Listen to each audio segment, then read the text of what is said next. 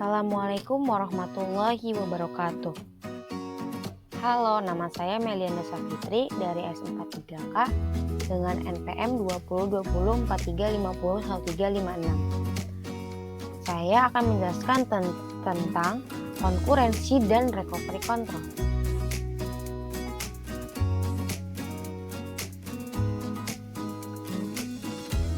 Apa itu konkurensi kontrol?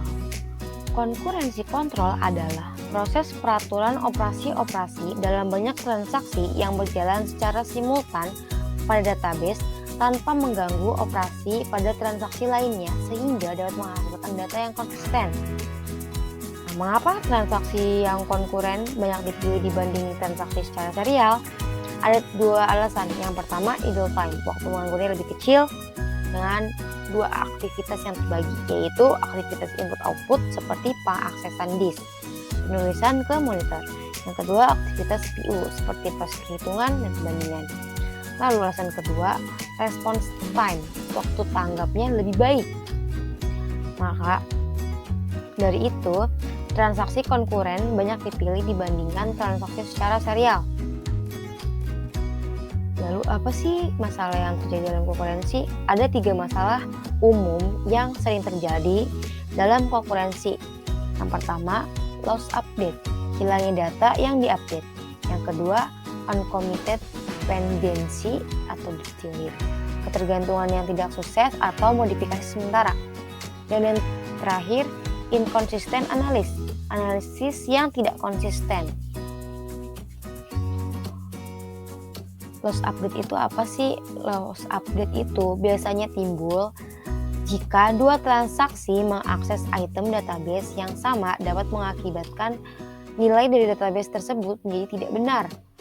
Seperti contoh di sini. Dalam keterangannya tertulis nilai saldo yang tidak benar disebabkan transaksi Susi membaca nilai saldo sebelum transaksi Ika mengubah nilai tersebut dalam database. Sehingga nilai yang sudah diupdate dihasilkan dari transaksi Ika yang menjadi hilang. Harusnya saldonya itu ada 1.050.000 bukan 1.100.000. Yang kedua, uncommitted update problem itu terjadi jika transaksi membaca suatu record yang sudah dimodifikasi oleh transaksi lain tetapi belum terselesaikan. Terdapat kemungkinan kalau transaksi tersebut dibatalkan atau rollback. Seperti contoh di samping, keterangannya nilai saldo tidak benar disebabkan terjadinya rollback pada T7 yang membatalkan transaksi sebelumnya, sehingga saldo seharusnya tetap 2 juta menjadi 2.300.000. Inconsistent analysis itu terjadi jika sebuah transaksi membaca suatu nilai tetapi transaksi yang kedua mengupdate beberapa nilai tersebut selama eksekusi transaksi pertama.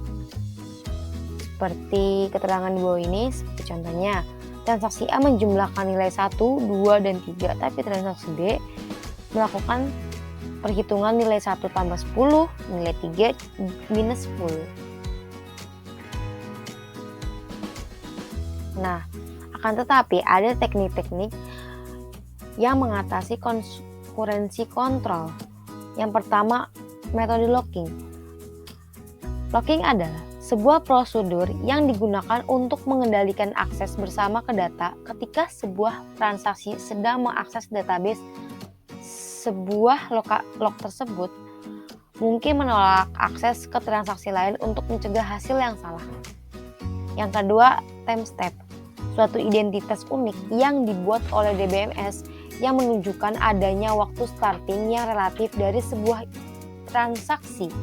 Dan yang ketiga, optimistik, didasarkan pada premis bahwa konflik itu jarang terjadi, jarang ditemukan. Jadi mereka mengizinkan transaksi untuk lanjut tidak tersinkronisasi dan hanya mengecek konflik di bagian akhir ketika transaksi melakukan operasi commit. Akan tetapi, jika terjadi konflik, maka transaksi tersebut di-restart.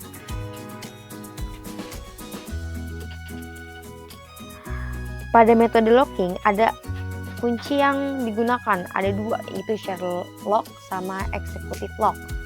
Share lock digunakan jika sebuah transaksi memiliki share lock pada sebuah data item, maka transaksi tersebut dapat melakukan pembacaan terhadap sebuah item tetapi tidak dapat melakukan update. Sedangkan executive lock, jika transaksi memiliki executive lock pada sebuah data item, maka transaksi tersebut dapat melakukan pembacaan maupun update terhadap suatu item. Nah, pada metode lock sering terjadi deadlock. Apa itu deadlock? Deadlock itu adalah jalan buntu yang dapat terjadi ketika dua atau lebih transaksi masing-masing menunggu lock yang sudah dipegang oleh transaksi lainnya untuk dilepas. Hanya ada satu cara untuk menghancurkan deadlock, yaitu abort satu atau lebih transaksi. Tapi tenang saja, ada cara untuk mengatasi deadlock. Yang pertama, timeout. Timeout, pendekatan sederhana pada pencegahan deadlock adalah berdasarkan lock timeout. Dengan pendekatan ini, sebuah transaksi yang meminta sebuah lock akan menunggu hanya sampai periode waktu tertentu yang definisikan sistem. Jika kunci belum diberikan pada periode ini, maka permintaan kunci kehabisan waktu atau timeout. Dalam kasus ini, DBMS mengasumsikan transaksi terjadi deadlocked walaupun mungkin tidak terjadi, dan transaksi tersebut digagalkan dan secara otomatis mengulang dari awal transaksi yang bersangkutan. Kedua, deadlock revitation, memesan transaksi menggunakan timestamp transaksi. Dua algoritma ditemukan oleh Rosenkart, yaitu waited dan one-wide.